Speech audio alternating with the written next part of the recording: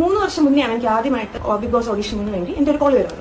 ഞാൻ ഈ ഷോ ഒരിക്കലും കണ്ടിട്ടില്ലാത്ത ഒരാളാണ്, അതുകൊണ്ട് ഞാൻ താല്പര്യമില്ലാന്ന് പറഞ്ഞു ഞാൻ ഈ ഷോ ഇട്ടതാണ്. അപ്പം ഒരു ലാസ്റ്റ് സീസണിൽ വൈൽഡ് കാർഡ് എൻട്രി ആയിട്ട് അങ്ങനെ കയറാനായിട്ട് അപ്പം എന്നോട് ചോദിച്ചു. സോ ഫസ്റ്റ് ഞാൻ ഓക്കെ പറഞ്ഞു. അത് കഴിഞ്ഞ് എന്നോട് കുറച്ച് ഡീറ്റെയിൽസ് ഒക്കെ ചോദിച്ച് അയച്ചു തരാൻ പറഞ്ഞപ്പോഴത്തേക്ക് ഞാൻ പറഞ്ഞു ഓക്കെ ഞാൻ അയച്ചു തരാമെന്ന് പറഞ്ഞ് ഞാൻ അതിന് വിട്ടു. അപ്പം ഈ ഒരു വ്യക്തി ഞാനിപ്പോൾ ഈ പറയുന്ന വ്യക്തി ഈ ജഡ്ജിംഗ് പാനലിനകത്തിരിക്കുന്ന ഒരാളാണ്.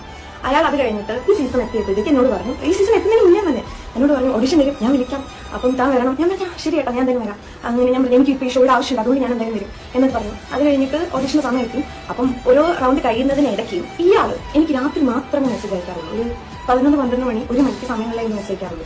ഈ മെസ്സേജുകൾ ഇപ്പോഴും എന്റെ കയ്യിൽ ആക്ച്വലി എന്റെ കയ്യിൽ ഈ മെസ്സേജസിന് സ്ക്രീൻഷോട്ട്സ് എനിക്ക് ഇപ്പോഴും ഉണ്ട്. അത് കഴിഞ്ഞിട്ട് ആ മെസ്സേജ് എന്റെ ബോയ് ഫ്രണ്ട് എനിക്ക് ചോദിച്ചിട്ടുണ്ട്, ഇയാൾക്ക് അയക്കുന്ന അയാൾക്കൊരു ഇച്ചിരി ഉളുപ്പ് വേണ്ടേ? അയാൾ കൊഴിഞ്ഞ് കുറെ ഇമോജീസ് ഒക്കെ ഇട്ട് കുറച്ചിങ്ങനെ ലവ് ചിഹ്നം ഒക്കെ ഇട്ടിട്ടാണ് മെസ്സേജ് അയക്കുന്നത്. ട്രിവാൻഡ്രത്ത് വരാറുണ്ടോ എങ്കിൽ കാണണം, ബാംഗ്ലൂരിൽ ഞാൻ വരുമ്പോൾ പറയാം, ഇതാണ്. ആ ലാസ്റ്റ് റൗണ്ട് ഇന്റർവ്യൂ അറ്റൻഡ് ചെയ്തായിരുന്നു ഞാൻ.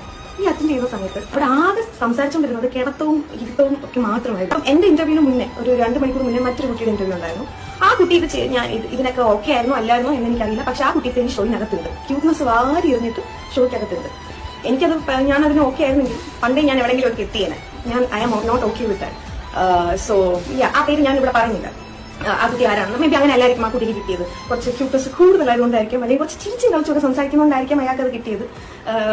ഞാൻ അങ്ങനത്തെ ഒരാളല്ല.